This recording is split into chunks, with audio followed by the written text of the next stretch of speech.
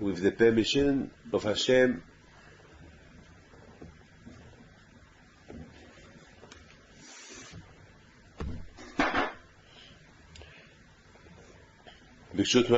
avec la permission d'Hachem, nous sommes en pleine Simcha, en pleine semaine de Hadar, en pleine semaine de la fête de Purim. On vient de terminer Purim, j'espère que vous tous, vous avez passé une bonne fête de Purim. Et cette belle fête de Purim, elle nous a laissé un grand impact sur nous, parce que vraiment l'histoire, elle se répète toujours, et justement, de l'histoire, on apprend combien on doit se préserver pour que Dieu préserve des choses comme ça, comme une histoire telle que celle de Haman qui a voulu exterminer les Juifs, ne se répète pas. Cette paracha, c'est la paracha de Ki Tisa, et la paracha de Ki Tisa, elle a une grande signification. La paracha de Ki Tisa, elle nous parle justement lorsque les Juifs, lorsqu'ils doivent faire un comptage, si on veut savoir combien on est 1 million, 2 millions, 3 millions, je ne sais pas combien, on n'a pas le droit de les calculer 1, 2, 3, 4, 5 avec les mains. Il faut que chacun il apporte une pièce. Et selon cette pièce-là, après on va calculer les pièces, combien de pièces il y a pour savoir combien des gens il y a. C'est comme ça qu'on fait le comptage. On n'a pas le droit de faire un comptage comme ça, sans ces pièces, parce que pour plusieurs raisons. L'une des raisons, à cause de Ainara, on n'a pas le droit de Ainara, parce que lorsque on voit trop, waouh, ils sont combien? Ils sont 1 million, waouh, c'est beaucoup, hein? Ils ne sont pas nombreux. Même si on n'est pas nombreux, c'est Ainara. Donc, c'est pour ça, dans la synagogue, lorsqu'on veut savoir s'il y a minyan, s'il y a 10 personnes, alors on fait on prend un pasouk et on compte avec les mots du pasouk. On n'a pas le droit de dire 1, 2, 3, 4, 5, 6, 7, 8, 9, 10. Beaucoup de fois, je vais trop dans les avions, et là-bas, les avions, ils comptent 1, 2, 3. Moi, dans ma tête, je dis, un arabe, c'est pas. Écoutez, je ne suis pas un juif superstitieux. Je suis un juif, comme tous les juifs, que j'accomplis uniquement ce que la Torah dit. C'est pas, la Torah dit, il ne faut pas compter comme ça. Regardez, David Ameller, il a voulu savoir combien de juifs il y avait en Israël à son époque. Eh bien, il y a eu l'épidémie, il y a eu 75 000 morts. Là, et parce qu'il n'a pas le droit de compter. Parce que si on veut compter, il faut compter, et chacun il apporte un objet, et on compte. Et vous savez que le Shaoul, il devait faire la guerre avec Amalek, et Shaoul, il a fait de même. Chacun, il a porté un mouton, et après, ils ont calculé combien de moutons il y a. Ils ont trouvé qu'il y avait 200 000 moutons. Donc, ça veut dire qu'il y avait 200 000 soldats. Voilà, c'est comme ça. Ce que la Torah dit. Et je pense aussi qu'il y a une autre raison, peut-être très spirituelle. Lorsqu'on compte les Juifs, il y a le Satan qui est là aussi en train de compter. Vous savez que les Juifs, on est là pour servir à Kadosh Baruch Hu, on est là pour servir à Dieu, on est là pour faire du bien, on est là pour être des bons, on est là pour représenter à Kadosh Baruch Hu, on est là pour représenter Hachem, on doit être des bons représentants, on n'a pas le droit d'être des représentants qui font Hilul Hachem, on doit faire, vous savez que les gens, ils sont braqués sur nous, ça veut dire que le fait que j'ai une barbe, j'ai une kippa sur la tête, vous savez, si je ne me comporte pas bien dans la rue, les gens peuvent dire, ce juif-là.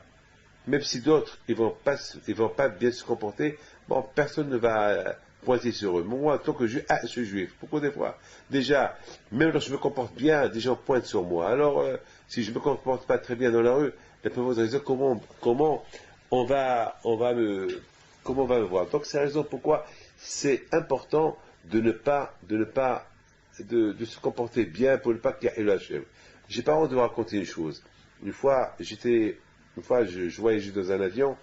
Ça m'est arrivé 2 ou 3 fois dans ma vie. Je rigole pas, hein.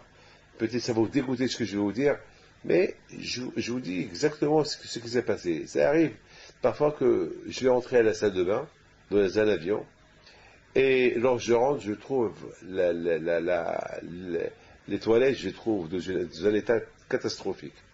Parce que ceux qui étaient avant moi, ils s'en foutent pas mal, et parfois il y a des vieux, des pauvres, il y a parfois des enfants aussi qui salissent les toilettes. Et maintenant, le problème est, si je sors et je laisse le toilette dans cet état-là, celui qui va rentrer après moi, il va dire, ce juif-là, regarde, ce juif-là, il n'a rien à faire, il va pas voir l'enfant qui était avant moi, il va me voir moi.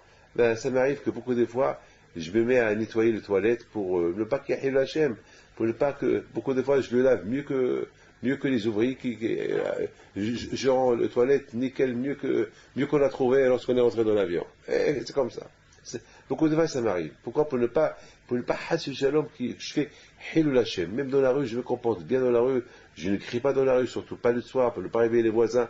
Pourquoi? Parce que c'est Hilul Hashem. Pour ne pas qu'on pointe sur moi. Un homme qui a une barbe ou qui passe sur la tête, où on sait qu'il est juif, il faut qu'il fasse attention. Alors le Satan, lorsque les juifs, lorsqu'on compte les 1, 2, 3, le Satan aussi, il compte. Il voit, celui-là, celui-là, il a fait beaucoup de fautes, il a été mauvais, et pourquoi le bon Dieu le laisse vivre? Donc Dieu préserve le Satan, il risque de critiquer 2 ou 3 juifs, mais tandis que lorsqu'on compte les gens avec de l'argent, par exemple, chacun il apporte une pièce, on compte les pièces, donc on compte pas, donc le Satan, il voit que des pièces. Ben, s'il veut faire un hara, qu'il fait un hara sur l'argent et pas sur les gens. C'est la raison pourquoi on ne compte pas les gens directement. Donc, vous voyez, mes amis, cette paracha est super. Cette paracha s'appelle Kitissa. Justement, écoutez bien ce que je vais vous dire. Nos sages, ils disent que lorsque Haman, il a voulu exterminer les Juifs, il a apporté l'argent. Il a apporté des shkalim. Il a dit à Hachverosh, voilà, je vais te donner l'équivalent de tous les Juifs en argent. L'équivalent, voilà, j'achète chez toi les Juifs, tu me les vends. Et moi, tu me les vends. Parce que voilà, je sais que tu as peur que le fait que je vais tuer les Juifs, la caisse royale va perdre de l'argent. Voilà, ce que les Juifs représentent dans le monde entier, moi je te paye. Je te paye, je te donne l'argent. Et justement, nos sages, ils disent une phrase extraordinaire. Nos sages, ils disent que Hakadosh Baruch Hu, tout de suite Hakadosh Baruch Hu, il a dit, Haman, toi tu veux acheter les Juifs avec de l'argent, mais les Juifs déjà, ils m'ont donné de l'argent pour avoir la vie sauve. Ils se sont déjà achetés.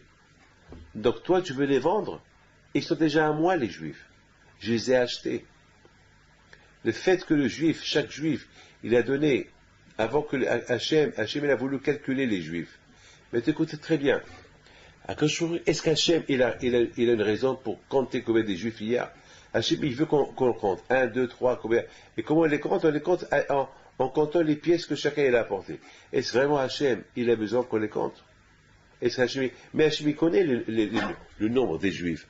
Si Hachem, il veut savoir combien on est, il sait. Il n'a pas besoin qu'il nous calcule. Il n'a pas besoin qu'on nous fait le comptage. Hachem, il peut dire à Moshe Rabbeinu, tu sais Moshe, il y a tant de Juifs. Alors pourquoi Hachem, il a voulu que chacun apporte une pièce, et après on compte les pièces pour savoir le nombre des Juifs? Hachem, il pouvait simplement dire, la Torah pouvait dire combien on était. C'est quoi le secret? Que Hachem, il veut qu'on se compte, que Hachem, il veut que chacun, on nous fait compter. Et la raison, elle est comme ça.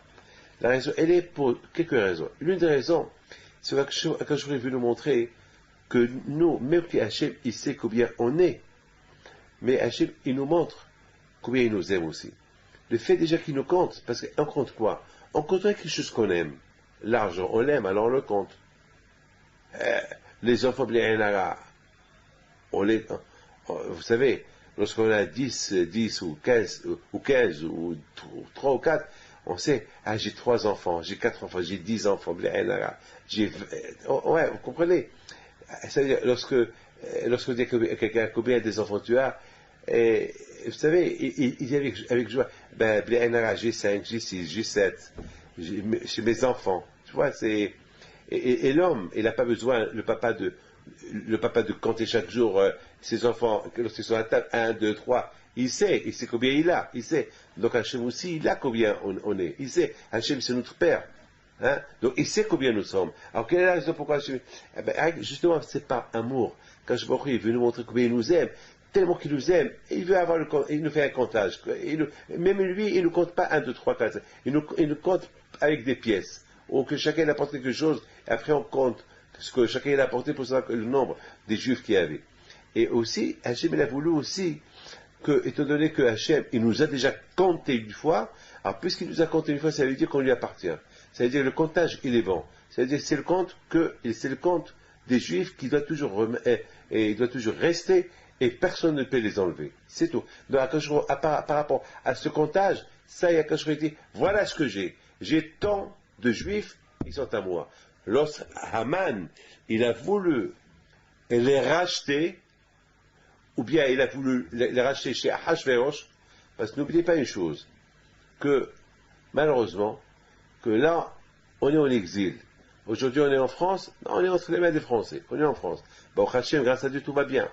Bon, Hachem, tout va bien. Mais vous imaginez que demain, qu'est-ce qu'il peut y avoir? Écoutez, lorsque les Juifs, à l'époque de la Shoah, ils étaient en Allemagne, ils étaient entre les mains de Hitler. Ils étaient entre ses mains. Malheureusement, puisqu'ils étaient entre ses mains, il a fait d'eux ce qu'il voulait. Et c'est ça. Il a fait d'eux ce qu'il voulait. Donc, à Bretagne, il faut savoir une chose, que nous, près à même qu'on est là où on est entre les mains de quiconque, mais on veut qu'on soit toujours entre les mains de Akadosh Baruch Hu. On veut qu'on soit toujours entre les mains d'Hachem. C'est ce qu'on dit le soir. Biatra afkedouhi. Hachem. Avant qu'on va dormir, on dit Hachem, voilà, je ne dépends que de toi. Je dépends, même que je suis en bonne santé, je risque de ne pas me réveiller. Alors je dépends de toi, protège-moi, que je dors bien et que je me réveille bien. Protège-moi. Donc, lorsque les Juifs, ils étaient à l'époque de Ahashverosh, ils étaient entre les mains, ils étaient à Shoshan, et à l'époque il y avait Ahashverosh. C'était le grand roi, le roi qui a régné sur 127 nations. Et ce fameux Ahashverosh-là, c'était lui le responsable des Juifs, comme qu'il était responsable de toutes les nations. Et voilà maintenant, Haman, il vient chez lui, il lui dit, ce peuple juif-là, qui sont sous ta responsabilité, voilà, je les achète. Je l'achète chez toi. Comme ça, ils vont être sous ma responsabilité, comme ça, je fais d'eux ce que je veux. Et Hachverosh, au départ, il ne voulait pas. Il avait peur. Il a dit, mais quand même, je suis responsable. Il a dit, non, t'inquiète pas, mais tu es responsable, mais voilà, j'achète ta responsabilité. Tu me les donnes entre mes mains, c'est moi qui vais être responsable. Et malheureusement, il a écouté, et c'est ce qui s'est passé. Il a écouté. Maintenant, Rabotai, il faut savoir une chose. Au moment qu'il a fait ça, Akadosh Baruch Hu, tout de suite, il a dit, Amzrob, Haman le fou, même que tu crois, tu as acheté les Juifs des mains, tu les as récupérés chez Hachverosh, mais sache qu'il m'appartient, c'est moi qui les ai donnés entre les mains d'Hachverosh. Mais je les ai donnés entre ses mains, mais pas entre tes mains. Ils ne sont pas entre tes mains, ils sont entre ses mains. Même qu'il les a donnés, ça ne veut rien dire. Ils sont toujours à moi. Pourquoi? Parce que je les ai calculés déjà une fois. Une fois, je les ai calculés. Lorsqu'ils étaient dans le désert, je les ai calculés. Je pouvais ne pas les calculer. Parce que je connaissais déjà le comptage. Je pouvais ne pas les compter. Mais je l'ai fait. Pourquoi je l'ai fait? Parce que je voulais montrer aux Juifs combien je les aime. Ce comptage-là, c'est pour leur montrer combien je les aime. Donc, et en plus, avec ce comptage-là, ils se sont donnés à moi. Le fait que chacun m'a apporté une pièce, donc le pièce représente la personne elle-même. Donc tous ces gens-là, ils sont à moi. Les pièces qu'ils ont apportées, ça représente eux-mêmes. Donc ils sont à moi. Donc, puisque les shkalim à eux, ils ont déjà l'argent qu'ils ont ils se sont achetés avec l'argent, et cet argent, il est encore chez moi. Donc, toi, mettons, tu as donné l'argent à Hachvérosh pour le récupérer, tu te trompes. C'est extraordinaire. Tu te trompes. Donc, c'est ça, Raboutaï, c'est pour ça. C'est ça ce qui. C'est ça, mes amis. C'est ça ce que chacun de nous, il faut savoir. Chacun de nous, il faut savoir ce que je suis en train de vous dire. Que Am Israël, le peuple juif, il est toujours entre les mains de Hakadosh Baruch Hu.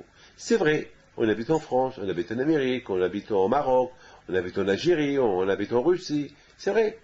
Mais il faut savoir les choses, même qu'on habite là où on habite, on est toujours entre les mains de Hakadosh Baruch Hu, toujours on est entre les mains de Hakadosh Baruch Hu. Et c'est Hakadosh Baruch Hu, Adonai, ça. C'est Hakadosh Baruch Hu, notre berger.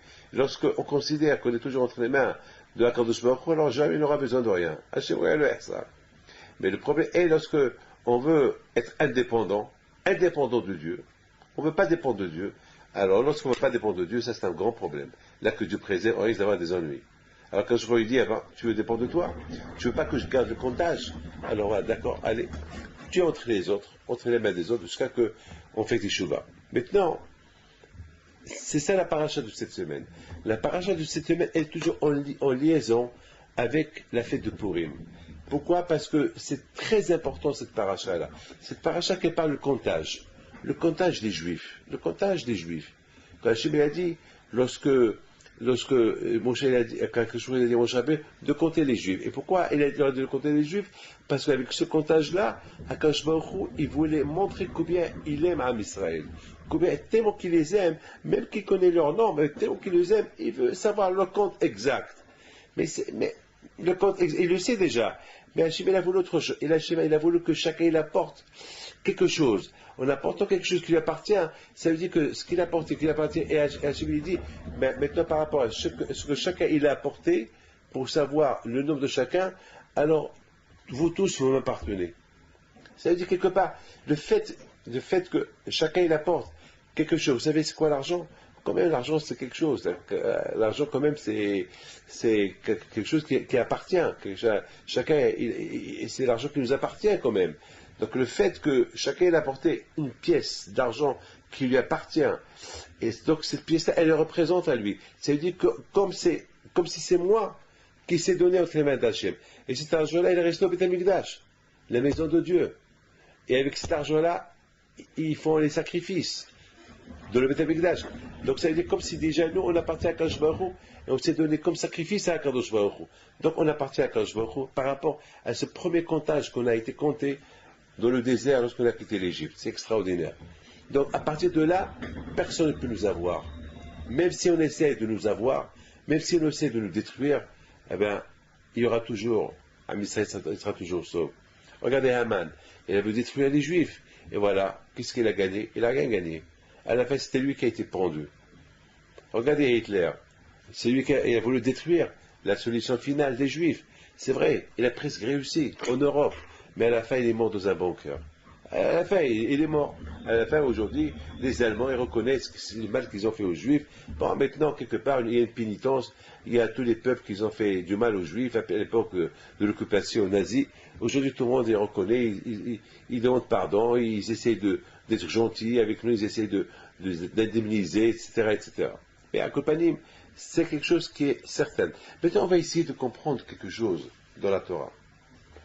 Pourquoi Kadosh Baruch Hu, il nous demande qu'on fait un calcul avec un mahazit shekel, une petite pièce, toute petite pièce, mais c'est une grande question. Kadosh Baruch Hu, il veut nous calculer parce qu'il nous aime. Alors, par rapport à l'amour qu'il nous porte, eh ben, qu'il nous dit qu'on apporte pas une pièce symbolique, une petite pièce de un demi-shekel, qui nous dit, et sachant que cet argent-là qu'on va apporter, c'est le Beth Amikdash, c'est pour les sacrifices, etc. Ben, quand je voudrais pu dire, que chacun il apporte, une grande pièce, une pièce d'or, de valeur. N'oubliez pas que les Juifs qui ont quitté l'Égypte, ils étaient riches, très très riches. N'oubliez pas qu'ils avaient un argent fou. Ils avaient un argent fou, et en plus dans le désert, ils n'avaient pas besoin d'argent, parce qu'ils avaient le manger qui descendait du ciel. Et ils avaient des vêtements super propres, Il y avait plein de choses. Ils étaient gâtés. Les Juifs du désert, pendant les 40 ans que les Juifs étaient dans le désert, ils étaient super gâtés. D'ailleurs, la manne qui descendait du ciel, c'était un manger extraordinaire. Un manger qu'il avait tous les goûts. Un manger qu'il avait tous les goûts. Vous savez qu'est-ce que faisait la femme? La femme, elle disait à son mari, mon mari, qu'est-ce que je mange aujourd'hui? Il dit, aujourd'hui, je veux des navets avec un piquilla, au couscous au poisson, au couscous à la vinaigrette, je ne sais pas s'il existe, je ne sais pas moi, je ne sais pas quoi. Eh bien, sa femme lui dit, d'accord, je t'apporte. Elle lui apporte la manne. La manne, c'était comme un couscous, c'était le manger qui descendait du ciel, c'était super. Il avait un seul goût. Il n'y avait pas beaucoup de goût, un seul goût, mais il y avait un miracle. Que on pouvait avoir tous les goûts qu'on voulait dans ce manne-là. C'est-à-dire que la manne en lui-même, il avait un goût à lui. Il avait un goût à lui. Maintenant, si toi tu as envie de manger, par exemple, les truffes et avec des oignons, je sais pas moi, je sais pas, le juif il se rappelait comment en Égypte, les Égyptiens ils mangeaient ceci et cela, il a envie. Il dit à sa femme, aujourd'hui tu me fais les pruneaux aux amandes. Ah, du pruneaux aux amandes, bon, d'accord, elle va, elle apporte, elle apporte la manne. Maintenant, la manne, c'est la manne. C'est la même couleur, c'est les mêmes grains qui tombent du ciel. Alors, il prend la cuillère, il goûte, super bon. Le goût que l'homme il voulait, de la manne, il l'avait. C'est extraordinaire. Celui qui veut des pigeons, il goûte le pigeon dans la manne. Celui qui veut, je sais pas moi, ce que tu veux, il y avait le goût. C'est extraordinaire, c'est extraordinaire. Alors, ce qu'il faut savoir, mes amis,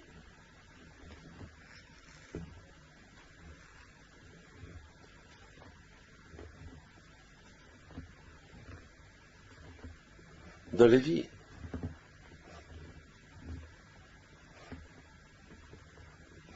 il n'y a pas que le manger qui compte. Hachem, il voyait les gens de là-haut. Comment ils s'intéressaient à la manne. La manne, quelque part, c'était comme un piège. C'est quoi un piège? Parce que, en vérité, l'homme dans la vie, il ne faut pas qu'il pense qu'à manger, qu'à faire de l'argent, avec les vêtements et les voitures. Il y a autre chose, il y a un autre plaisir. Il y a d'autres plaisirs. Le plaisir, c'est pas le matériel. Il y a un autre plaisir qui s'appelle religion, Torah, mitzvot, et ton copain, et ton ami, secoue tes amis. C'est ça le plaisir. Fais attention. Alors, les Juifs, lorsqu'ils ont quitté le désert, ils ont quitté l'Égypte, c'est extraordinaire. Ils avaient un manger qui se préparait dans le ciel, qu'il avait tous les goûts, tout ce qu'ils voulaient, il y avait dedans. Mais quand je vois il dit, Hachem, ça va lui faire plutôt plaisir que l'homme, il va être un peu normal. La vie, c'est pas que le manger. Ben, il mange, pourquoi pas, manger ce bon manger qui descend du ciel. Laissez l'original, le goût original. Tu manges le goût original. Pourquoi manger autre chose? Pourquoi essayer de goûter autre chose? Ça, de temps en temps, tu peux le faire, mais pas tout le temps. Et c'est vrai, les Juifs sont arrivés à ce niveau-là. Et pourquoi Hachem a fait tout ça? Hachem a fait tout ça pour une seule raison, pour que le Juif, il perd pas son temps à la cuisine. Il ne perd pas son temps à labourer la terre. Comme ça, il peut étudier la Torah. Eh bien, mais c'est vérité. C'est une leçon à vie. Lorsque un homme, il suit Hachem, sa parnassa, elle vient. Comme ces Juifs-là, qui étaient dans le désert pendant 40 ans, la parnassa, elle venait du ciel chaque jour, eh bien, aujourd'hui, c'est pareil. Lorsque tu t'occupes d'Hachem et tu respectes ton mitzvot, la parnassa, elle vient du ciel. N'aie pas peur. Le problème est quoi? Ben, le problème, c'est que l'homme, il croit, il a un peu de doute. Il dit, si je ne travaille pas, je vais perdre d'argent. Il faut que je travaille Shabbat. Non. Respecte Hachem, travaille pas de Shabbat. Même en semaine, tu n'as pas besoin de mourir pour l'argent. Travaille comme tout le monde en semaine. Et ne perds pas ta prière. Le soir, va faire ta prière, l'après-midi et le matin. Et va étudier un peu la Torah. Et tu verras ce que tu veux. Grâce à Dieu, moi. Grâce à Dieu. J'ai beaucoup de yeshivot dans le monde. Et j'aide beaucoup des pauvres. Et je demande à Kadosh Baruch Hu. Je ne suis pas milliardaire, mais je demande à Kadosh Baruch Hu. Et à Kadosh Baruch Hu, il m'aide. Il y a beaucoup de points ici, ils m'aident pas, j'en prête. Qu'est-ce que vous voulez que je fasse? Alors, Bémet, à Kadosh Baruch Hu, tout à l'heure, je vous ai dit que l'Osachem, il a voulu compter les Juifs. Il leur a dit que chacun apporte une demi-pièce, Mahatsa Shekel. On a posé une question. On a dit pourquoi Kadosh Baruch Hu, il demande à Mahatsa Shekel, étant donné que ce Mahatsa Shekel là, c'est pour le comptage des gens, au contraire, que chacun apporte une grande pièce, une belle pièce d'or. Je sais pas moi, $1000, $2000 de l'époque, ou $10 000, ils étaient des milliardaires. Ils ont ruiné l'Égypte. Ils ont quitté l'Égypte, ils se sont sortis avec plein d'argent. Et en plus, tout l'argent qu'ils avaient, à part l'argent qu'ils ont recueilli dans la mer, lorsqu'il y a eu, qu'Atem souffle lorsque la mer s'est coupée, lorsque les Égyptiens, ils ont poursuivi, ils ont pris avec eux de l'or, etc., etc., ils ont trouvé un argent fou dans la mer. D'après le sage, le pauvre dépend chez les Juifs, il avait peut-être 300 chameaux pleins d'argent, entre chameaux et ânes et chevaux, etc., etc. Donc ils étaient milliardaires. Vous savez quoi? Akadosh Baruch Hu, il veut simplement nous faire remarquer une chose. Hachem, il veut qu'on compte notre vie avec un demi-shekel. C'est quoi ça? Pourquoi chacun écoute un demi-shekel? Pourquoi moi, ma vie, moi David Pito, c'est ce que je vaux chez le bon Dieu, je vaux un demi-shekel. Au contraire, quand il a quelqu'un de nous dire que chacun apporte $1000, $2000, ou $10 000, ou $100 000 de l'époque, je ne sais pas quoi. Attends, Hachem, il veut que, pour qu'on se fait pardonner le comptage, pour qu'on soit proche d'Hachem, pour qu'on sait combien on est, tout à l'heure je vous ai dit que tous les liens de ce comptage pour appartenir à Kadosh Baruch Hu, ben c'est ce que je vous ai dit tout à l'heure, que lorsque Haman il a donné le compte des Juifs, lorsqu'il a donné une somme équivalente de tous les comptes des Juifs, Kadosh Baruch Hu il dit à Haman, espèce de fou, les Juifs ils sont déjà comptés déjà chez moi, et j'ai déjà pris leur shekel, leur demi-shekel à chacun, donc ils m'appartiennent, ils t'appartiennent pas, donc tu ne peux pas les vendre. Donc, si c'est ça, je ne comprends pas. Pourquoi Akadosh Baruch Hu ne nous a pas demandé à donner une belle somme d'argent? C'est quoi la raison? Akadosh Baruch Hu veut nous dire, messieurs, rappelez-vous une chose. Chacun il doit savoir une chose. Chacun ne vaut pas un demi-euro, un demi-dollar. On n'est rien. Parce que lorsqu'on meurt, on laisse tout ici. Donc on ne prend rien. Donc c'est le minimum de minutes qu'on donne pour se faire compter. Il n'y a rien. Qu'est-ce que tu prends avec toi? Qu'est-ce que tu vaux? Tu vaux rien du tout. C'est important que l'homme y pense ça. Lorsque l'homme y pense qu'il ne vaut rien, que tout ce qu'il a, c'est un cadeau du ciel. Tout ce qu'on a, c'est un cadeau du ciel. C'est très important ça. Lorsqu'on pense à Kadosh Baruch Hu, d'un côté, il veut nous montrer, regardez, dépendez de moi. Je vous adore, je vous aime. Mais le calcul que je vous fais est uniquement symbolique, un calcul symbolique pour montrer à tout le monde que je vous ai acheté, que votre argent il est en garantie chez moi, que j'ai votre compte il est chez moi, il est chez moi, ça veut dire que vous êtes tout pour moi, comme ça personne ne peut vous avoir. Il n'y aura ni Hitler, ni Haman, ni aucun qui pourra vous anéantir, aucun, parce que vous m'appartenez à moi. Mais sachez de l'autre côté, restez humble, parce que sinon, vous n'allez pas valoir même pas un demi-centime. Chacun vous achètera avec des petits groschets, comme Haman.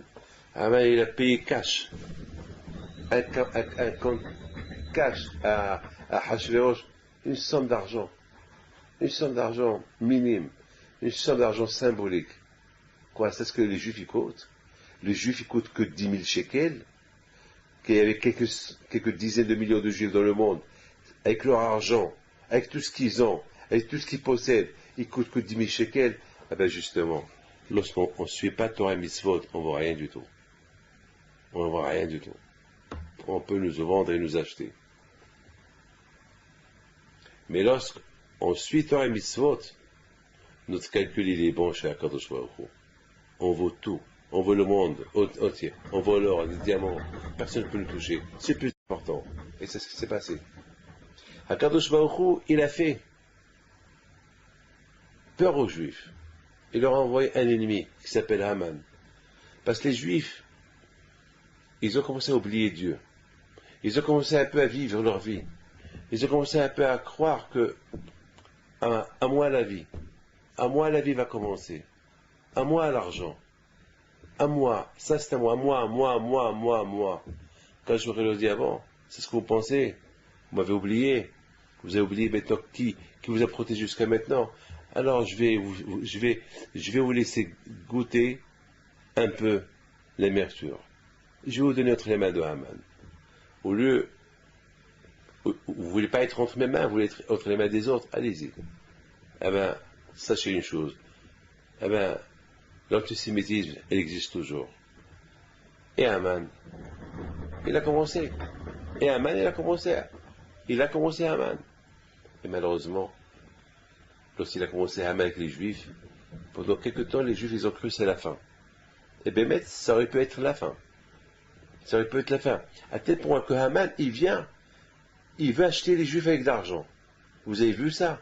Vous avez entendu, vous, dans votre vie, un peuple qui est vendu avec de l'argent. Un peuple qui habite dans 126 pays. Être vendu, être éliminé, tué. Où vous avez vu, où vous avez entendu ça? Jamais. Jamais on a entendu ça. Eh bien, la raison, elle est simple. À nous de choisir dans quel camp on est. Si on est avec Dieu, alors quand je vous il maintient le comptage. Quand je vous dis votre compte est bon, vous m'appartenez. Vous êtes tant de personnes, vous m'appartenez. J'ai encore votre argent en main, lorsque je vous ai compté. Vous m'appartenez. Même que je savais combien vous êtes, mais le fait que je vous ai demandé que chacun m'apporte une pièce, alors cette petite pièce-là, elle est entre mes mains. Je l'ai toujours, je la maintiens. Donc vous êtes en garantie. Vous êtes chez moi. Je suis votre père. Mais si vous m'abandonnez, vous ne voulez pas écouter la Torah, alors ça va. Je vous rends la pièce. D'autres personnes vont vous acheter. Et vont faire de vous ce qu'il y a. Les Juifs se sont rendus compte que maintenant ils sont entre les mains d'un fou. Ils ont fait teshuva.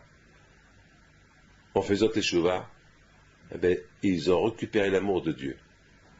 Et lorsque Hachem il a récupéré Am Israël, parce qu'ils sont retournés vers lui, alors qu'Akadosh Baruch Hu, il a renversé la situation. Tout ce que Haman voulait faire aux Juifs, ça s'est arrivé à lui. Maintenant, je voudrais simplement vous poser une question. Qui est le plus rachat dans cette affaire? Ahashverosh ou Haman? A priori, je ne comprends pas, moi. Je vous en prie, écoutez très bien. C'est écrit dans la Megillah que Ahashverosh, il a demandé à tout le monde de se prosterner devant Mordechai. Non, pardon, devant Haman. Et celui qui ne se prosterne pas devant Haman, il est condamné à mort. Je ne comprends pas.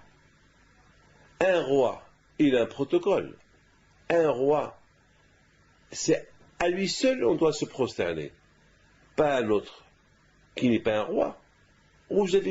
Par exemple, moi je suis marocain. Je suis né au Maroc. Au Maroc, il y a un roi. Il y a toujours une différence entre un roi et un président.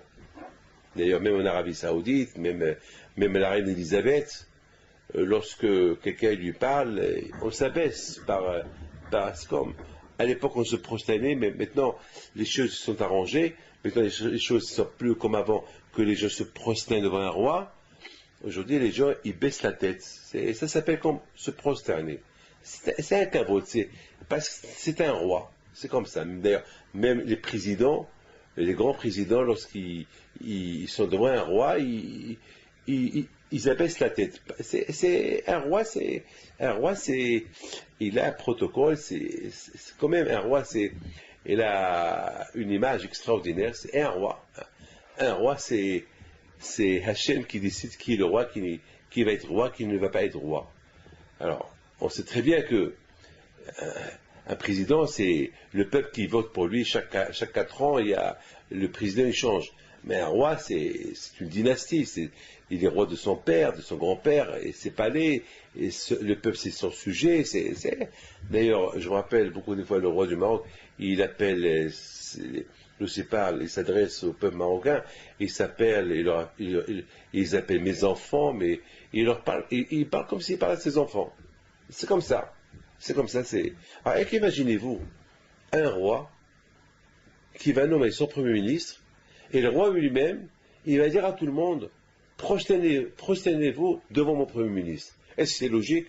C'est pas logique, parce que c'est des choses qu'on n'a jamais entendues. Ça n'existe pas qu'un roi ait dans sa place un premier ministre. Ça n'existe pas. Et non seulement ça, le roi Hachvérosh, qu'est-ce qu'il a fait? Il a demandé à tout le monde de se prosterner devant Haman, et celui qui ne le fait pas, il est condamné à mort. Chose qu'on n'a jamais entendue, que celui qui ne se procède pas devant le roi Hachvérosh, qu'il est condamné à mort. Comment? Le roi, on ne se procède pas devant lui, il n'est pas condamné à mort, mais devant son adjoint, c'est ceux qui ne se procèdent pas devant lui, il est condamné à mort. C'est pas logique. C'est pas logique. Je ne comprends pas. En plus, il lui donne sa bague. La bague que le roi, la bague royale, qu'il porte, il la donne à Hachvérosh. Où vous avez entendu ça? On donne une bague à une femme. Lorsqu'on se marie, on donne la bague à la femme. Ça veut dire, voilà, tu es ma femme. Voilà, être le côté chétli, voilà, tu es ma femme. Toi et moi, on est unis. Hachvérosh, il prend sa bague. Il l'enlève de ses mains. C'est comme s'il marie Haman. Il dit, Haman, voilà, tu es mon préféré. Tu es plus que ma femme. Voilà. Je ne comprends pas. Il y a quelque chose qui ne va pas là. Il y a quelque chose qui ne va pas là. Pourquoi tout ça? Alors, mes amis, écoutez très bien. Je suis obligé de vous dire ce que je vais vous dire. Je suis obligé de vous dire que Hachvérosh, il est plus rachat que Haman. C'est ce que nos sages y disent. Mais a priori, lorsqu'on réfléchit un peu, on va voir que vraiment le rachat, c'est Haman, c'est pas Hachvérosh, parce que c'est Haman qui a voulu tuer les Juifs. C'est pas Hachvérosh qui était le premier qui a voulu tuer les Juifs, c'est Haman. C'est Haman. On n'a pas vu que c'est Hachvérosh qui veut tuer les Juifs. C'est Haman qui a voulu tuer les Juifs. Alors, pourquoi on va dire que Haman, il est moins rachat, il est moins méchant que Hachvérosh? Eh bien, écoutez très bien. Moi, je pense comme ça. Que Hachvérosh, c'est un grand rachat. Mais c'est un peureux. Un grand peureux. Pourquoi? Parce qu'il déteste les Juifs. Il veut en finir avec les Juifs. Il veut en finir avec les Juifs. Mais il a peur de en finir avec les Juifs. Parce qu'il a peur. Il s'est dit que chacun qui a touché aux Juifs, il a reçu un coup. Il a reçu une tannée. Pharaon, il a touché aux Juifs, il a été puni. Sisra a été puni. Nebuchadnezzar, Nabucodonosor et les autres temples a été punis. Tous ceux qui ont fait la guerre aux Juifs, ils ont été punis. Et si je donne l'ordre, et si moi je les tue, je vais être puni. Donc, il ne pouvait pas les punir. Mais là, il était content. Il a trouvé quelqu'un qui veut les acheter. Quelqu'un qui va les tuer. Alors, pour que ce quelqu'un-là, il peut faire de ce qu'il veut, il faut qu'il y ait une raison. Ou pas. Il faut qu'il y ait une raison. Il ne peut pas venir un mal un jour et dire, je vais tuer les Juifs. Les Juifs vont dire, pourquoi tu veux tuer les Juifs? Pour quelle raison? Alors, qu'est-ce qu'il a fait à Hachvérosh? Il a trouvé une idée super. Il a dit à tout le monde, celui qui ne se prosterne pas devant Haman, il est condamné à mort. Pourquoi? Parce que Hachvérosh, il sait qu'il va avoir un peuple qui ne va pas se prosterner devant Haman. Parce qu'Haman, il avait ici une abodazara, l'idolâtrie. Il a dit, alors ça va être une siba. Ça va être une excuse pour que Haman ait détruit les Juifs. Pourquoi? Parce que Ahasuerus, il a fait un décret, celui qui ne se prosterne pas devant Ahasuerus, il est condamné à mort. Donc c'est un décret royal. Il sort du palais royal. Donc tout le monde se procède devant Haman. Même les Juifs. Bon, les Juifs, ils faisaient semblant qu'ils se prosternent. Mais ils se prosternent. Ils faisaient comme ça, peut-être. Pas, on dirait. Pour ne pas que Haman, il trouve une excuse pour se prosterner devant eux. Pardon, pour les tuer. Une excuse pour les tuer. Mais il y a un, il s'appelle Mordechai. Mordechai Yehudi. Ou Mordechai le Echab le Shahavé. Mordechai Yehudi. Lui, c'était le chef des Juifs. C'est le tzaddik de la génération. Lui seul, il s'appelait Yehudi, un Juif. Pourquoi les autres ne sont pas des Juifs? Oui, tout le monde c'est des Juifs. Mais lui s'est comporté comme un Juif. Nous tous on est des Juifs. Mais malheureusement, beaucoup de fois, ils ne se comportent pas comme des Juifs. Mais Mordechai Yehudi, il s'est vraiment comporté comme un Juif. Comment? Il était le seul qui est resté debout, en face à face avec Haman. Il ne s'est pas prosterné devant lui. Il ne s'est pas prosterné devant lui, devant cet Avodah Zara. Parce qu'Haman, il a compris. Haman, il a compris. Mordechai, il a compris une chose. Qu'est-ce qu'il a compris, Mordechai? Mordechai, il a dit, est-ce que c'est logique que le roi Hachvérosh, il donne ce titre-là à Haman, un titre qu'il ne le mérite pas? Ce Haman était qu'un esclave, était un serviteur. Bon, il est devenu riche. Il lui donne un titre. Et quel titre? Un titre, il a rendu adjoint au roi. Il a donné un décret que celui qui ne se prosterne pas devant lui, il est condamné à mort. Ça veut dire quoi? Ça veut dire qu'il veut que nous tous, nous les Juifs, on se prosterne devant celui-là, qu'il a l'idolâtrie. Ça veut dire pourquoi? Pour qu'il trouve une excuse sur nous, parce qu'on ne l'a pas fait, il va nous tuer. Maintenant, tous les Juifs, ils le font. Et moi, si je le fais, je vais donner le Hersher. Si je le fais, ça veut dire que je donne la permission à tout le monde de faire comme moi. Alors moi, j'ai été le premier à faire une révolution. Je vais montrer à tous les Juifs que moi, je ne vais pas se prosterner devant Haman. Que Dieu préserve. C'est Mordechai aussi, il aurait fait. Ben, les Juifs vont dire, ben, puisque le rabbin fait ça, parce que toujours le rabbin, c'est lui l'exemple. Puisque le rabbin fait ça, nous aussi on peut le faire. Et Mordechai, lo echab le ishtahabé. Ça parlait de tout le monde. T'as écouté, t'as vu quoi? Mordechai, il ne se prosterne pas devant Haman. Mordechai ne se prosterne pas devant Haman. Tu te rends compte? Mais il nous met en danger. Il met notre vie en danger. Alors l'autre lui répond, mais non, c'est lui qui va être en danger, c'est lui qui va mourir. Il va le pendre, Haman. Ben, c'est lui qui ne s'est pas prosterné devant lui. Nous on s'est prosterné devant lui, nous. On le fait indirectement, mais on le fait. D'ailleurs, même Mordechai, pourquoi il ne l'a pas fait? Il aurait pu faire comme nous. Mais Mordechai n'a pas fait comme eux. Pourquoi? Parce que s'il fait comme eux, les autres ils vont dire qu'il n'a pas fait comme eux. Et ça va être comme un Hersher. C'est à Mordechai, il donne une permission. Les Juifs, faites. Parce qu'il n'y a plus quoi nefesh. Parce qu'il y a un danger, faites. Mais non, c'est péché. Même lorsqu'il y a un danger, n'a pas le droit de se prosterner devant l'Avodah Zara. Il y a un règle à bord. Mordechai, il a dit, Yahilul Hashem. Ça veut dire qu'en se prosternant devant Haman, ça veut dire on n'est pas juif, ça veut dire qu'on ne croit plus en Dieu, ça veut dire que l'idolâtrie de Haman, c'est elle qui représente l'homme chez Dieu, alors que nous, non. Nous, à Israël, lorsqu'on a prié, on prie directement à Kadosh Baruch Hu, directement, quand on dit Hashem Sefadai Tiftach, Baruch Ata Hashem. Il n'y a pas d'intermédiaire entre nous et Dieu. Non. C'est écrit dans la Torah. Il ne faut pas me servir avec un intermédiaire, parce qu'à l'époque, les nations disaient à l'époque les nations, c'est dur d'approcher direct à Dieu. Donc on approche Dieu par un intermédiaire, par quelque chose, pas direct à Dieu. Mais non, c'est pas vrai. Hachem dit non. Un enfant, lorsqu'un enfant, il veut quelque chose, est-ce qu'il ne demande pas un intermédiaire? Va demander à mon père? Non, l'enfant il demande directement à son père. Maman, donne-moi à manger. Papa, je veux d'argent. Alors, quand c'est notre père, on veut besoin de quelque chose de lui, on lui demande directement. Il n'y a pas d'intermédiaire. Il n'y a pas d'intermédiaire. Donc, Mordechai Tzaddik, il a montré à tout le monde, non, ce que vous êtes en train de faire, c'est faux.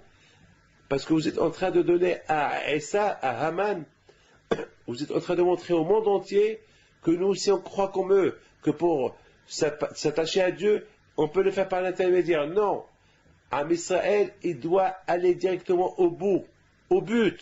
C'est quoi? Lorsqu'on doit prier à Dieu, directement à Dieu, il n'y a pas d'intermédiaire. Nous, les Juifs, on a les tzadikim. C'est pas que les tzadikim, ils vont être intermédiaires pour nous, entre nous et Dieu, non. Avec nous, on va chez les tzadikim pour que par leur mérite, Hachem, il écoute notre prière, c'est tout. Par leur mérite, c'est pas qu'on dit aux tzadikim, c'est vous notre intermédiaire devant, non. Par leur mérite. On dit à Hachem, c'est ce qu'on dit, et le cas Abraham, et le cas Yitzhak, et le cas Yaakov. Toujours on prie par le mérite d'Abraham, Yitzhak et Yaakov. Mais c'est pas le mérite parce que peut-être que moi j'ai pas assez de mérite, peut-être j'ai beaucoup fauté, et avec les fautes que j'ai faites, qui me dit que la prière va monter chez le bon Dieu? Alors j'utilise les avots, j'utilise Abraham, Yitzhak, par leur mérite, eux c'est mon parent. Ils vont dire à Hachem, c'est mon fils, c'est mon petit-fils, aide-le. Voilà. Mais vous avez compris. Mais on comprend très bien que, comment il s'appelle, Ahashverosh, il était plus rachat que Haman. Parce qu'en fait, Ahashverosh, il avait peur de se débarrasser des Juifs. Alors il a trouvé un Haman qui veut prendre le risque. Et on va voir. Et Haman, c'est le fils de Esav. C'est son neveu. Alors peut-être, entre les deux, il va réussir à les tuer. Mais grâce à Dieu, même Haman, il n'a pas réussi. Même Haman, il n'a pas réussi. Il n'a pas réussi à nous tuer. Maintenant, on comprend un grand secret dans la Torah. C'est écrit dans la Megillah que Mordechai, il a dit à Esther, ne dis pas qui tu es. Ne dis pas que tu es juif. Ferme ta bouche. Ne dis pas de quelle famille tu es. Avec tout ce que Ahashverosh, il a essayé de savoir d'où elle est, quelle famille, mais il est tombé amoureux d'elle. Il est tombé tellement amoureux d'elle, il aurait pu la tuer. Comment toi, tu ne me dis pas qui tu es? En général, un homme, lorsqu'il se marie, il veut savoir qui il se marie. Il ne sait pas. Comment il ne sait pas? Qui es-tu? Qui es-tu? Elle ne lui dit pas. Elle lui dit, ou prends-moi ou lâche-moi. Mais il adorait, il tombait amoureux d'elle. D'ailleurs, il était prêt à lui donner tout son royaume. Tout son royaume, il l'adorait. Tellement qu'il adorait qu'il ne pouvait pas s'en passer d'elle. Donc, maintenant, je ne comprends pas le secret de Mordechai. Pourquoi Mordechai n'a pas voulu que sa nièce, Esther, ait dit d'où elle est? Vous savez pourquoi? Parce que Mordechai, il savait que Ahashverosh, il détestait les Juifs. Il les détestait. D'ailleurs, c'est la raison pourquoi il a fait une grande séouda. Il a fait une grande séouda, il a invité même les Juifs à cette séouda-là. Par Ahashverosh. Pourquoi tu invites les Juifs? Tu détestes les Juifs. Pourquoi tu les invites? Et non seulement il les invite, il leur donne à manger cachère. Pourquoi il les invite? Parce qu'Ahashverosh, il sait que lorsqu'il va les inviter, ils vont profiter, ils vont fauter dans cette séouda, dans la fête, le festin qu'il a fait. Un festin qui a duré longtemps. Des mois il a duré ce festin-là. Des mois. Pourquoi des mois? Parce qu'il voulait faire fauter les Juifs. Il a voulu que les Juifs, ils font Bittul Torah. Il a voulu que les Juifs, ils font que la fête. Ils vont plus aller étudier la Torah. Ils vont aller au cercle, les jeux, les dancing, des femmes qui dansent nues. Il y avait beaucoup de galas, et des galas, et des galas, et des galas. C'est la folie ce qu'elle avait. Parce qu'Ahashverosh, il voulait montrer à tout le monde sa richesse. Il voulait montrer à tout le monde ce qu'il peut faire. Et surtout, il voulait que les Juifs aussi y viennent.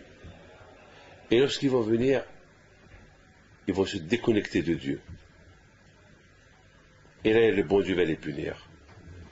Mais il ne va pas les punir par Ahashverosh, parce qu'Ahashverosh, il a toujours peur. Il n'a pas pris le risque. Alors maintenant, on comprend très bien pourquoi Hakadosh Baruch Hu, pourquoi Mordechai est tzaddik. Maintenant, on comprend très bien pourquoi. Maintenant, on comprend très bien pourquoi Mordechai est tzaddik. Il a dit à Esther, Esther, ne dis pas qui tu es. Surtout, ne dis pas qui tu es. Parce que si tu dis qui tu es, lui il déteste les Juifs, il risque de ne pas te marier. Il risque de ne pas te marier avec toi. Et Et malheureusement, peut-être un jour on aura besoin de toi. Parce qu'avec un monsieur comme celui qui déteste les juifs, il risque de nous faire du mal. On a besoin que tu te maries avec lui pour qu'il tombe amoureux de toi très fort. Et lorsqu'on aura besoin de toi, alors tu vas nous aider pour sauver les juifs. C'est très important. Et comment Mordechai savait que Hachvérosh était un rachat, un bâtard? Il était un bâtard. Comment il savait? Vous savez comment il savait? Parce que Mordechai, il s'est dit, mais pourquoi Hachvérosh, il fait cette fête inutile, une fête qui dure des mois et des mois et des mois, presque plus de 6 mois de fête. Où tu as vu un roi qui dépense des milliards et des milliards, 6 mois de fête? Pourquoi? Tu sais pourquoi? Pour les juifs. Pour que les juifs ils font Bitul Torah. Pour que les juifs ils mangent pas, et pour les juifs après. Parce que même s'ils mangent kasher, à force de voir des scènes insains, des scènes pas bien, et après ça, c'est l'assimilation, et justement, si vous voulez que les juifs, ils arrivent à un niveau spirituel très très bas, pour qu'après, s'il est entre les mains de quelqu'un, il peut s'en débarrasser d'eux facilement. Maintenant, on comprend pourquoi Esther, elle n'a pas dit qui elle est. Mais lorsque la Xéra, elle était, et les Juifs, ils ont fait Teshuvah, une grande pénitence, ils ont jeûné 3 jours. Là, Esther, elle a commencé à prendre un peu, elle a commencé un peu à prendre la défense des Juifs. Elle a invité Hachvérosh, elle a invité Haman, et Hachvérosh a commencé à devenir jaloux de Haman. Pourquoi la reine, elle invite un roi, une soirée intime, une soirée de micheté, de vin. Il y a quelque chose qui cloche. Il n'y avait pas de manger, il n'y avait que du vin, boire. Lorsqu'on boit beaucoup, on se saoule. Quelque part, Hachvérosh commençait à devenir jaloux. Elle voyait Esther qu'elle fait les beaux yeux à Haman. Il lui dit, encore tu veux que je t'ajoute? Il faisait des beaux yeux, avec des gros sourires. Et Hachvérosh ne comprenait pas. Et il dit à sa femme, mais qui es-tu? Demain je te dirai qui je suis. Si tu me dis qui es-tu, je te donne ce que tu veux. Tout mon royaume je te donne. Mais qui es-tu? Demain je te dirai. Mais à une condition. Demain je veux que tu viennes au micheté que je te fais un bel apéritif, mais je veux que Haman aussi il vienne. Wow. Haman? Oui. Haman, tu viens demain soir? Je t'invite avec le roi. Et Haman, il ne savait pas quoi penser. Haman, il était dans les nuages. Et Hachvérosh, il était en plein rage. Parce que jamais il a vu ça. Il ne peut pas la condamner. Il ne peut que... Il a des suspects. Pourquoi il l'invite? Et les yeux qu'elle lui fait. Donc, non. Et les juifs, non, elle ne peut pas être juif. C'est les juifs. Pourquoi il a invité Haman?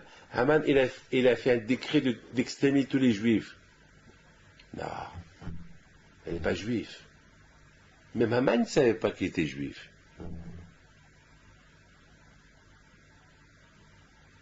Qu'est-ce qui se passe dans la tête d'Esther? À Hachvérosh, il pense. Mais Haman, il sort tout heureux, tout content. Heureux et content. Ah! Je suis l'adjoint du roi. Le roi, il m'adore. Même sa femme elle-même, elle doit être amoureuse de moi. Elle m'a invité au Bishté Yaïn. Et même demain soir, elle m'invite. Et tout le monde qui voit Haman, tout le monde qui se prosterne devant Haman. C'est la première fois qu'une reine, elle invite un grand homme à une réception privée. Il n'y avait que elle, le roi et Haman. Ça veut dire que Haman, il est, pour Esther, il est l'équivalent de Ahashverosh. Et tout le monde pense, mais qu'est-ce qui se passe? Pourquoi? Même tout le monde. Et Haman, il sort, il rencontre un juif qui s'appelle Mordechai. Et c'est Mordechai qui ne va pas se prosterner devant lui. Tout le monde qui se prosterne. Et là, Haman, il devient fou de rage. Il rentre chez lui à la maison. Il appelle sa femme. Il appelle ses enfants. Il appelle ses copains. Il appelle tout le monde. Il était furieux. Qu'est-ce qui se passe? Je suis malheureux. Regarde. Je règne sur 127 nations. Je suis l'adjoint du roi. Sa bague, elle est dans mes mains. Je peux faire ce que je veux. Je peux même détrôner le roi si je veux. Et je prends sa femme. Pourquoi? Parce que sa femme, elle m'a invité ce soir. Et même demain soir, elle m'a invité. Peut-être elle-même. Il dit ça devant sa femme. Zeresh. Mais moi, j'aime Zeresh. T'inquiète pas, ma femme. Je ne crois pas que je vais prendre Esther. Mais, c'est important. Au palais royal, on m'aime. Et le roi et la reine, ils m'aiment. Mais j'ai un problème. Il y a un qui me gâche. Il me gâche la vie. Il y a un juif qui me gâche la vie. Je ne peux pas attendre jusqu'à l'année prochaine pour le tuer. Parce que le décret d'exterminer tous les juifs, c'était le 13 Adar. Il faut encore l'année prochaine. Il faut 1 an. Je vais attendre pendant 1 an. Tout le monde se prépare pour tuer les juifs. Mais moi, ce monsieur-là qui m'embête, ce monsieur-là qui s'appelle Mordechai, qui est le chef des juifs, que lui seul, tout le monde se prosterne, même les juifs se prosternent devant moi, même s'ils font semblant, je m'en fous, mais le fait, il se prosterne. Mais lui, comme ça, il me regarde en face, il me nargue. Je ne peux pas vivre. Tout, ça me gâche. Je risque d'avoir une dépression. Je vais mourir. Aidez-moi. Donnez-moi un conseil quoi faire. Ben, ils lui ont dit, ben, c'est facile. Puisque le roi il t'aime, et la reine elle t'aime, demain matin, tu vas chez le roi, dis au roi qu'il y a un qui ne se prosterne pas devant toi, tu veux le tuer. Il s'appelle Mordechai. Parce que toi-même, Sa Majesté, tu as dit que celui qui ne se prosterne pas devant moi, il est condamné à mort. Alors voilà, Haman. Alors Haman va chez le roi et dit-lui sur Mordechai. Mais entre-temps, il était super content, Haman, il prépare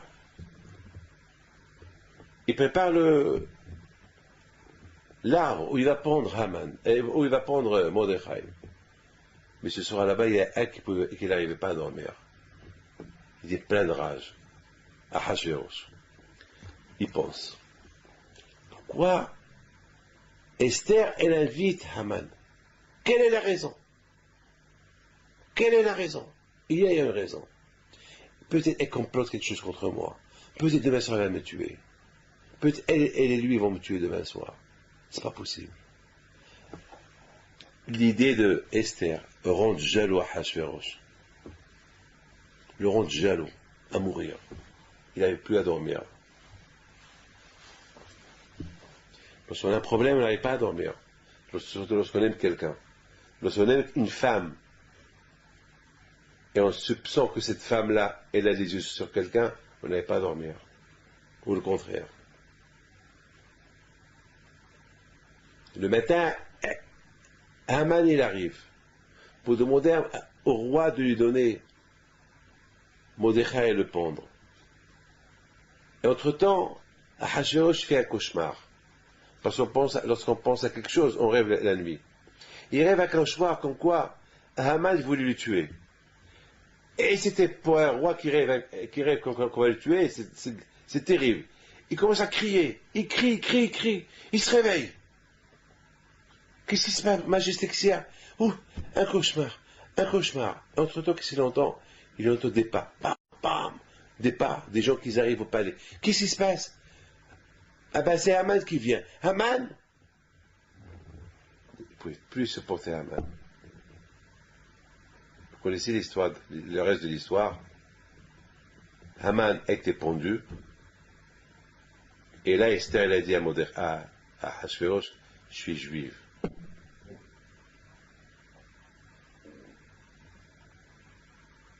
T'es juif? Ouais. Pourquoi tu ne me l'as pas dit? Ben parce que si je t'aurais dit, à cette époque, je sais que tu n'aimes pas les juifs. Parce que si tu aimais les juifs, comment tu les as donnés entre les mains de ce rachat-là? Entre les mains de Haman, tu lui as vendu gratuitement. Même l'argent, tu n'as pas voulu encaisser l'argent. Donc je ne peux pas te dire. Je ne peux pas te dire que j'étais juif. Tu ne m'aurais pas marié. Et si tu ne m'aurais pas marié, eh ben Haman il aurait fait ce qu'il veut des juifs. Il a fallu que je cache le secret pour qu'on se marie, pour que maintenant je devais demander un nœud la gezerah sur les juifs. C'est extraordinaire.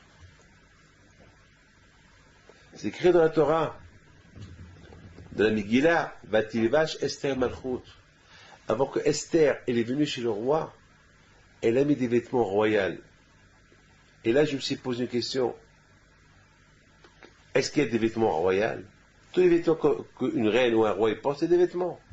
Pourquoi la Torah dit royal? Et sur ce, nos sages disent, Vatilvash Esther Malchut. C'est quoi les vêtements royaux?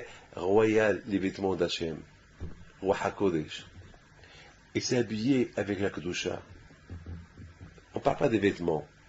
Elle a jeûné, elle a prié. C'est ça les vêtements. C'est avec cette protection qu'elle est rentrée. Parce que là, elle va aller chez Ahasuerus. L'inviter, lui, à Haman. Ahasuerus peut lui dire, et depuis quand tu invites Haman? Pourquoi jamais tu l'as invité? Pourquoi c'est aujourd'hui que tu l'invites? Depuis quand? Pourquoi tu l'invites? Pour quelle occasion tu l'invites? Quelle est la raison que tu l'invites? Et le roi Ahasuerus, il a droit à poser ces questions-là. C'est quoi ça? Pourquoi tu n'invites pas sa femme, que Haman seul? Ah, c'est bizarre, c'est louche. Elle avait peur, la pauvre. Elle aurait pu tout de suite, elle a voulu le rendre jaloux. Mais elle reste sa vie. Elle peut devenir tout de suite jaloux et la tuer. Donc, elle s'est habillée avec des vêtements de prière. Et c'est comme ça qu'elle s'est présentée chez le roi Ahasuerus. Elle l'a invité et le roi l'a accepté. Et on connaît la suite de l'histoire. Maintenant, mes amis, on comprend beaucoup de choses. Dans cette Megillah, extraordinaire cette Megillah, il n'y a pas le nom de Dieu dans cette Megillah. On ne sait même pas à qui ils ont prié les Juifs. C'est écrit qu'ils ont prié. Ils ont jeûné 3 jours et 3 nuits. Mais à qui ils ont jeûné? À Dieu. Pourquoi c'est pas écrit Dieu dans la Megillah? C'est pas écrit le nom de Dieu. Et qui a écrit la Megillah? C'est Mordechai et Esther. Non seulement ça, Mordechai et Esther, ils ont décrété un décret que cette Megillah, on va la lire chaque année. Et on va rendre ces jours-là de Purim une fête. Au départ, Chachamim, ils n'étaient pas d'accord. Et à la fin, ils étaient d'accord. Et d'ailleurs, toute la Megillah a été écrite par Roi HaKodesh. Comme c'est écrit au Mordechai, et Mordechai, il savait ce qui va se passer. Comment il sait? C'est le Roi HaKodesh. C'est écrit dans la Megillah que Haman il a dit dans son cœur. Comment Mordechai vont écrire dans la Megillah que Haman il a dit dans son cœur? Pourquoi? Ils ont vu ce qu'il a dans la tête, dans le cœur. Ça prouve qu'ils avaient le Roi HaKodesh, ils étaient des prophètes. Ils savaient tout ce qui se passait. Mais quand même, comment ils ont réussi? C'est extraordinaire, ils ont réussi, Mordechai et Esther, à convaincre tous les rabbins du monde à faire la fête de Purim pour toutes les générations à venir. Jusqu'à maintenant, ça fait plus de 2000 ans on fête Purim. Ils ont accepté. Quelle est la raison? Quelle est la raison? C'est extraordinaire, quelle est la raison? Vous savez, mes amis, il faut savoir une chose. Lorsqu'on voit un miracle, on dit à Hachem, merci Hachem. Quelqu'un il est malade, il va chez le médecin, lui dit tu as un cancer, que Dieu préserve. Et après il guérit. Merci Hachem, tu m'as guéri. Mais il y a des gens qui ont un cancer, ils ne savent pas qu'ils ont le cancer, ils guérissent sans savoir qu'ils avaient une fois un cancer. Ouais. Sans médicaments, sans rien du tout. Le matin, on quitte la maison. Est-ce qu'on sait si on va retourner ou pas? On sait très bien, beaucoup des gens qui sont partis dormir ne sont pas levés le matin. On sait très bien qu'il y a eu des gens qui sont sortis le matin de la maison, ils ne sont pas retournés le soir. Ils ont eu un accident, un infarctus, n'importe quoi.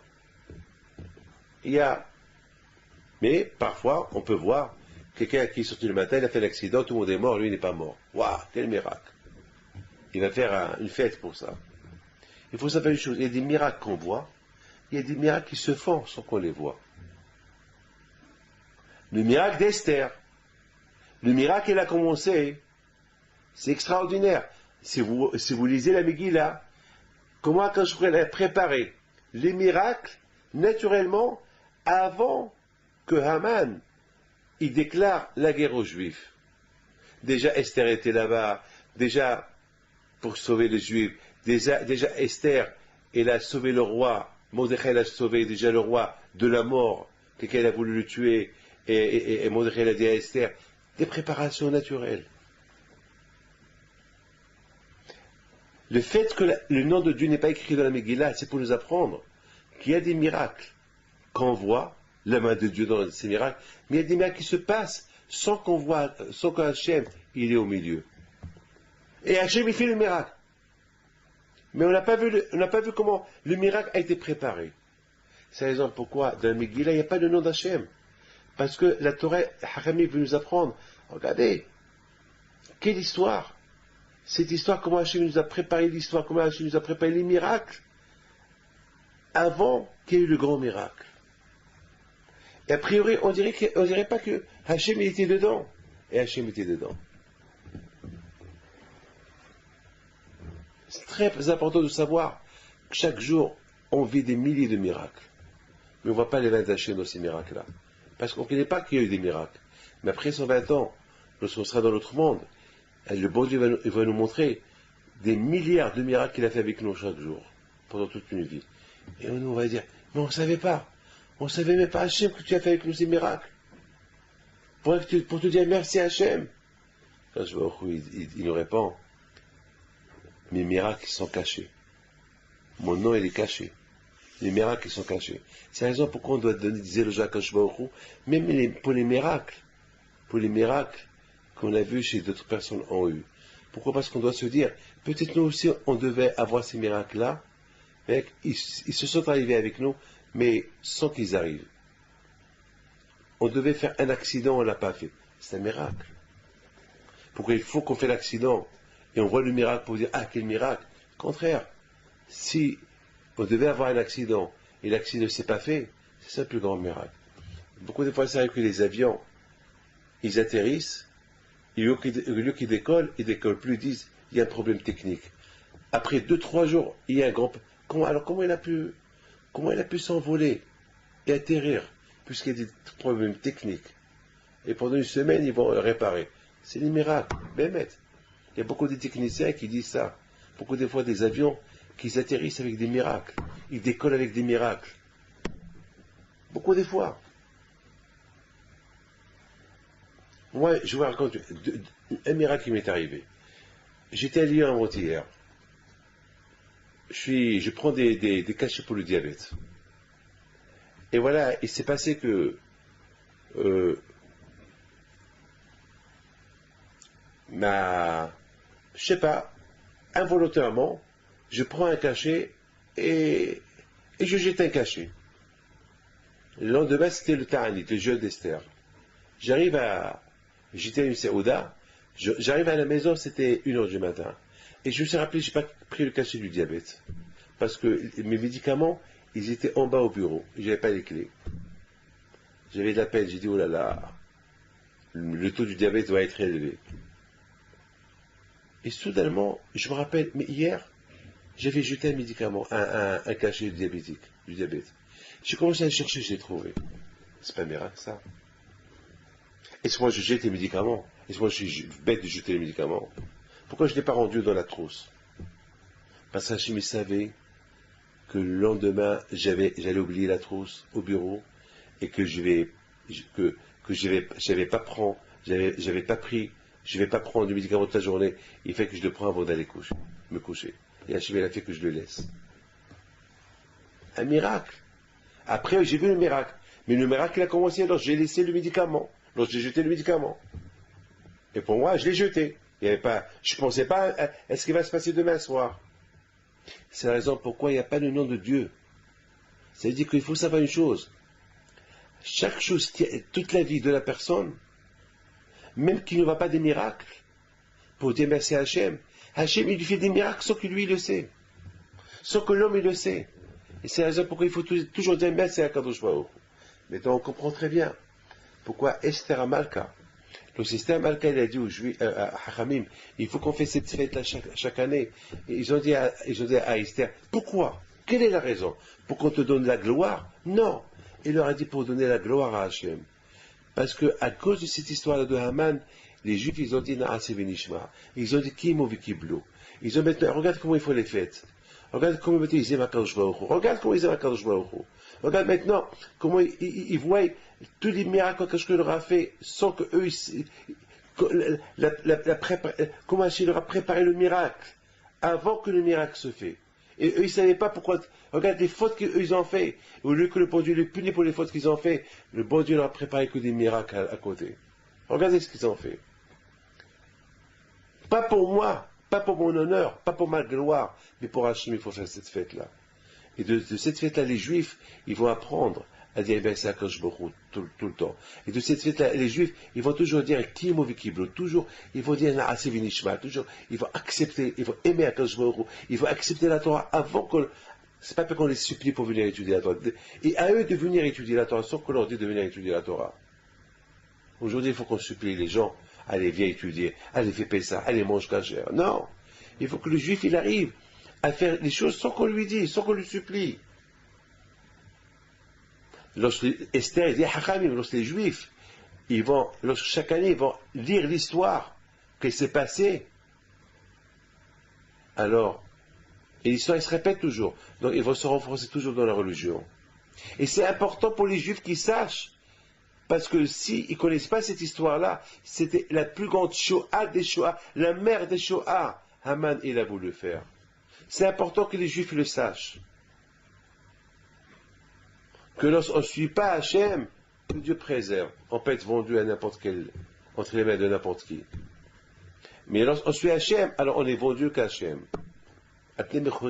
On est vendu, on appartient à Akadosh Baruch Hu, parce qu'il nous a calculé. On est toujours calculé dans sa tête. Il connaît le nombre des Juifs.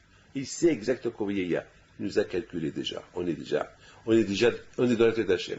Mais lorsqu'on s'éloigne d'Hachem, alors l'argent qu'on a donné pour le comptage, il vaut devant Akadosh Baruch Hu. Ah, c'est un comptage. Ce comptage-là, il représente le nombre des Juifs. Ils sont à moi. Mais lorsqu'on ne suit pas le chemin d'Akadosh Baruch Hu, eh bien, il peut y avoir des Haman qui veulent nous racheter et faire de nous ce qu'ils veulent. C'est important, Esther et dit à Hachamim, c'est important que cette fête-là, elle soit répétée chaque génération. Et Hachamim, ils ont dit oui. Ils ont été d'accord avec elle.